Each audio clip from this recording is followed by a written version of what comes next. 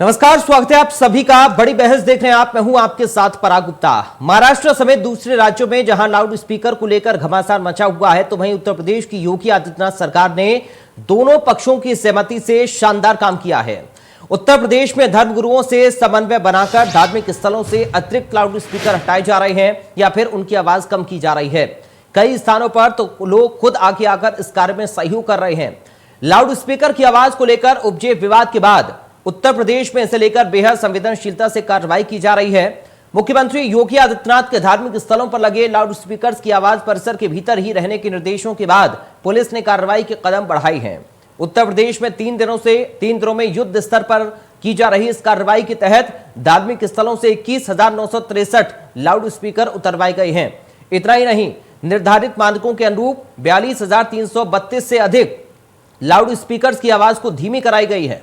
खास बात यह है कि योगी सरकार की कार्रवाई में किसी भी तरह का विवाद सामने नहीं आया। आज रमजान महीने की अलविदा नमाज अदा की जाएगी, जिसको लेकर प्रदेश में 43 कंपनी फोर्स तैनात की गई है और कड़ी सुरक्षा के बीच नमाज अदा कराई जाएगी।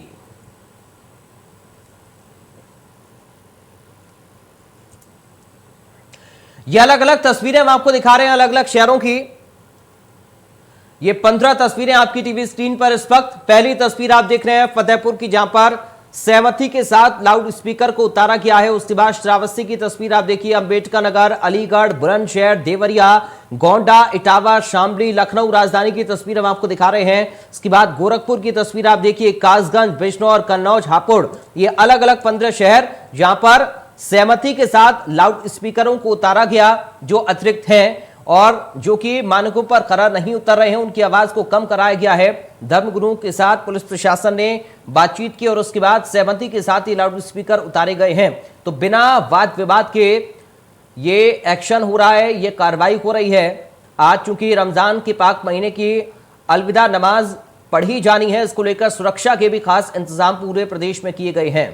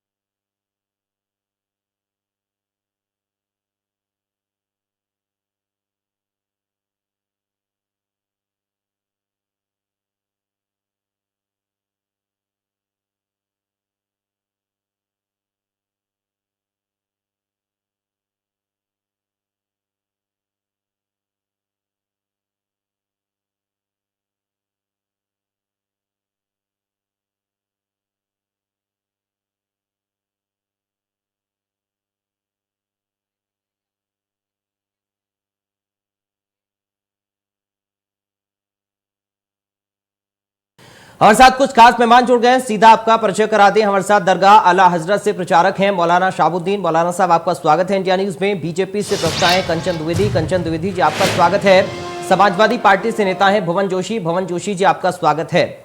सबसे पहले मौलाना साहब, शुरुआत में आपके साथ कर रहा हूं। आज रमजान के पाक महीने की अलविदा नमाज है, सुरक्षा के खास इंतजाम उत्तर प्रदेश में किए गए हैं। इसके पैरेलल एक और एक्शन चल रहा है लाउड स्पीकर्स पर धार्मिक स्थलों से। इसको लेकर अब खबर यह है कि 21,000 से ज्यादा लाउड स्पीकर्स को उतारा गया है, 42,000 से ज्यादा की आवाज को कम करवाया गया है। कोई वाद विवाद नहीं है, धर्मगुरुओं से सहमति प्रशासन ने बनाई है। इसको लेकर आपका पहला रिएक्शन मैं चाहूंगा मौलाना साहब। देखिए, अजान के साथ में जो लाउड स्पीकर का इस्तेमाल होता है जी, तो ये लाउड स्पीकर इस्लाम का हिस्सा नहीं है। अजान जरूर इस्लाम का हिस्सा है, लाउड स्पीकर इस्लाम का हिस्सा नहीं है।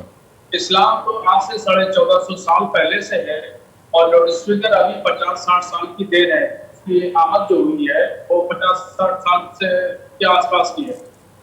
तो इस वजह से हमने पहले भी ये बात कही थी और तमाम उलमा, मस्जिद के इमाम हज़रात, मस्जिद के मुतवल्ली हज़रात, तमाम ट्रस्टियों बुला करके मीटिंग की थी। और उत्तर प्रदेश में मुख्यमंत्री ने जो आदेश दिया है, ये आदेश बाद में दिया है, मगर हमने इससे पहले ही मीटिंग कर ली थी और तमाम मस्जिद के इमामों को यह मैसेज कर दिया कि अगर जिस मस्जिद पे 2, 3, 4 लाउड स्पीकर लगे हैं तो उसमें से सिर्फ एक लाउड स्पीकर का हॉर्न जो है लगा रहने दीजिए, बाकी 3 या 4 जो है वो हटा दें। तो ये हमने अमल पहले से ही शुरू कर दिया। इसके अलावा जो एक लाउड स्पीकर लगा है तो उसका भी हमने आवाज उसके हिसाब से कर ली जो सुप्रीम कोर्ट की गाइडलाइन, जिस तरीके से सुप्रीम कोर्ट ने हिदायतें दी उन हिदायतों का पालन करते हुए हमने पहले से ही एक काम शुरू कर दिया था। हमें मालूम था कि और जानते भी हैं और कुछ हालात में कभी कभी बातें भी होते रहते हैं कि लाउड स्पीकर की वजह से बड़ी प्रॉब्लम हो जाती है और दो समुदाय आमने सामने हो जाते हैं, दिक्कतें पैदा होती हैं। और तो इस वजह से हमारी ये कोशिश है कि लाउड स्पीकर कम से कम हो और उसकी आवाज जो है बहुत अधिक हो और बस एक मिकदार के बराबर हो। तो इसलिए किसी इस्लाम ये नहीं कहता है किसी दूसरे को तकलीफ दी जाए। हुजूर सल्लल्लाहु तआला अलैहि वसल्लम की हदीस शरीफ है, मन सलिमल मुस्लिमूना बिलिसानिही व बियदिही, अच्छा मुसलमान वो है जो किसी को हाथ से, पैर से, जुबान से किसी को तकलीफ न पहुंचाए। तो हमारे ऊपर इस्लाम ने ये जिम्मेदारी दी है कि हम पड़ोसियों का भी ख्याल रखें, हम अपने महल्ले के लोग और दूसरे गांव में और गांव के लोग, दूसरे तबके के लोग जो रहने वाले हैं का भी ख्याल रखें। तो ये बहुत बेहतर कदम हुआ और इस पे उलमा ने, यानी धर्मगुरुओं ने, मस्जिद के इमाम, मुतवल्ली हजरात ने भी सहमति जताई और कहीं किसी को आपत्ति नहीं हुई। जब हमने ये समझाने की कोशिश की कि लाउड स्पीकर इस्लाम का हिस्सा नहीं है तो फौरी तौर पर 80% लोग जो है वो इस बात को समझ गए और उन्होंने हामी भर ली। अगर 20% लोग जो है वो नहीं समझ पाए, इंशाअल्लाह वो भी हम उनको समझाने की और मोटिवेट करने की कोशिश कर रहे हैं। इंशाअल्लाह वो भी समझ जाएंगे और वो भी इस बात पर अमल करेंगे। ठीक है, हमारे साथ पूर्व आईपीएस अधिकारी राजेश राय भी जुड़ गए। राजेश राय जी, आपका स्वागत है सर इंडिया न्यूज में हमारे साथ इस चर्चा में। आपके पास मैं आऊंगा, लेकिन कंचन जी आपके पास अब मैं आ रहा हूं। मौलाना साहब सहमति जता रहे हैं और ये प्रदेश में हम देख भी रहे हैं, मशक्कत कम करनी पड़ रही है प्रशासन को। जी बिल्कुल पराग जी, बिल्कुल ऐसा ही होना चाहिए। ये हमारी समरसता, ये हमारी समानता का प्रतीक है। हम बराबर से रहते हैं और राष्ट्र के लिए जब भी कभी राष्ट्र की बात आए तो फिर हमें ना तो शरीयत आनी चाहिए ना गीता आनी चाहिए, हमको केवल संविधान आना चाहिए जब राष्ट्र की बात आए। तो हमें बहुत अच्छा लग रहा है देख करके कि हमारे उत्तर प्रदेश में इस प्रकार के लोग हैं कि लोगों को समझा सकते हैं, जो लोग समझने जैसे नहीं है। जब अपने ही लोग जो ना समझ है उनको समझाते हैं तो उनको समझ में आ जाता है। और ये तो आदरणीय योगी जी की बात है, उनमें एक क्वालिटी है कि वो सबको संभाल करके चल रहे हैं। इसीलिए ना जो मुखिया हो उसमें ये ताकत होनी चाहिए, उसमें कुन्वत होनी चाहिए, उसमें ये हैसियत होनी चाहिए कि वो सभी को संभाल करके चले, तभी वो मुखिया कहलाने के लायक होता है। और हम ये यूपी में देख पा रहे हैं कि सभी लोग उनकी बातों को मान रहे हैं और बहुत सहजता के साथ में मान रहे हैं, स्वीकार कर रहे हैं।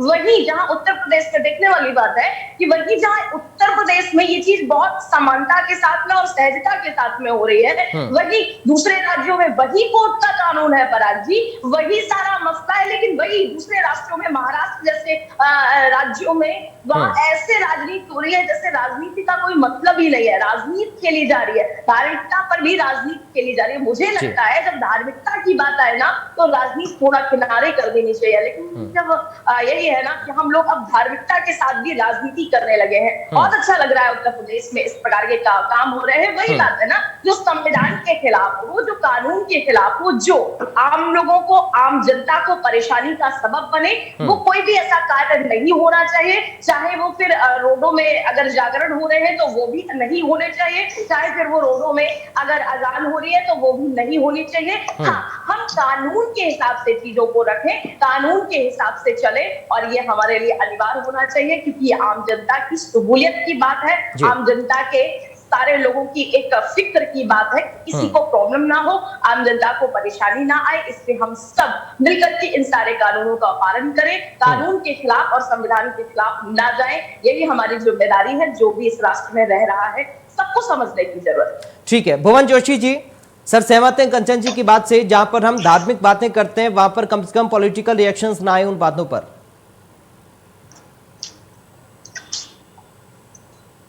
पवन जी, आपकी आवाज नहीं आ रही है, आप अनम्यूट करिए अगर म्यूट है तो। अब आवाज आ रही है? जी अब आ रही है सर। देखिए, मैं कहना चाहता हूं समाजवादी पार्टी स्वागत करती है न्यायालय के निर्णय का। और चूंकि सरकार उत्तर प्रदेश में भारतीय जनता पार्टी की है, तो इम्प्लीमेंट करने का काम अगर योगी सरकार की है तो उनकी जिम्मेदारी बनती है कि इसको अच्छे से जैसा कि अभी हमारे द्वारा आपके चैनल के द्वारा हमें पता भी चल रहा है कि इसको दोनों पक्षों के लोग अपनी सहमति से कोऑर्डिनेशन बना के ये काम अच्छे से हो रहा है। हम इसके साथ साथ चाहते हैं कि किसी भी धर्म विशेष के साथ कोई जाति ना हो, अगर भेदभाव ना हो, तो इस तरह की बातें हम नहीं चाहते हैं। ठीक है सर। राजेश राय जी, आपके इस बात सर मैं आ रहा हूं। आपने एक लंबा आपको अनुभव रहा है और आपने पुलिस में सेवाएं दी हैं, ग्राउंड पर बहुत सारी स्थितियों को आपने देखा है। अभी जो माहौल प्रदेश के अंदर है, इस पर आपका रिएक्शन क्या है? बाकी प्रदेशों में हम देख रहे हैं अजान को लेकर, लाउड स्पीकर को लेकर, बुलडोजर को लेकर तमाम सियासत हो रही है। उत्तर प्रदेश में 21,000 से ज्यादा लाउड स्पीकर अभी तक उतारे जा चुके हैं, लेकिन कोई वाद विवाद नहीं है। राजेश जी। नहीं, ये बहुत अच्छा कदम है और बहुत अच्छा आचरण है जनता की तरफ से, लोगों की तरफ से जो सद्भाव और जो समरसता प्रदर्शित की जा रही है वो अपने आप में बहुत ही सराहनीय है। और मैं समझता हूँ इसके पीछे जो एक बहुत बड़ा कारण जो मुझे दिखाई पड़ता है और जो आपने और जगहों की बात की वहां नहीं दिखाई देता है जी। मैं समझता हूं कि शायद एक जो बहुत बड़ी चीज हुई है, मैं इस बात को महसूस कर रहा हूं कि वर्तमान सरकार में और खासतौर से उत्तर प्रदेश में मैं देख रहा हूं विशेष रूप से कि जब इस बात की जाती है कि सबका साथ सबका विकास, तो कम से कम भेदभाव नहीं किया जा रहा है। अगर अयोध्या में कोई 7 आदमी जा करके वहां पे दंगा फैलाने के लिए अगर जो है वो आपत्तिजनक सामग्री फेंकते हैं मस्जिद के सामने और वो हिंदू हैं, तो उनके खिलाफ भी वही सख्ती है जो कहीं पर किसी माफिया के खिलाफ है जी।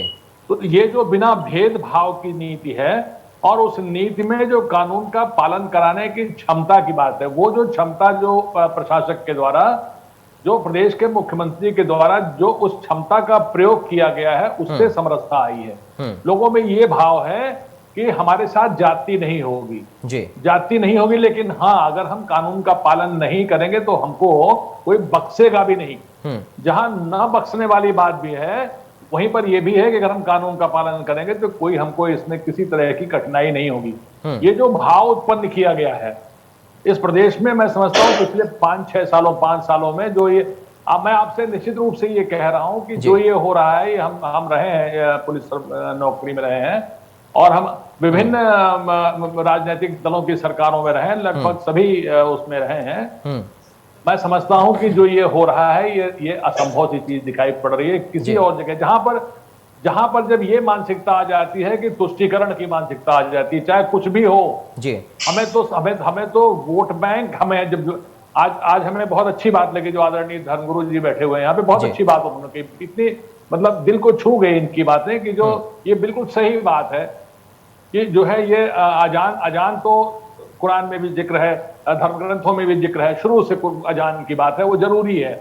लेकिन लाउड स्पीकर शुरू से नहीं थे, लाउड स्पीकर तो बाद की बात है। तो ये शरिया के लिहाज से नहीं है, ये कन्वीनियंस के लिहाज से हुआ। लोगों को भी चलो चाहे इसी तरीके से लोगों को हर बार 5 बार खबर लग जाए कि हाँ ये नमाज का वक्त हो गया, इसलिए इस तरह की बात हुई, ये ठीक है, कन्वीनियंस के लिए हुआ। लेकिन जब वो कन्वीनियंस इनकन्वीनियंस में बदलने लगा दोनों तरफ से, फिर जो है वो लोगों को एक तरीके से ऐसा लगा जैसे कि ये हमारा ऐसा हो कि चाहे इससे किसी को कितनी भी तकलीफ हो रही हो, इससे किसी को कितनी भी परेशानी हो रही हो, कितना भी शोर हो रहा हो, लेकिन अब ये हमारा हक बन गया।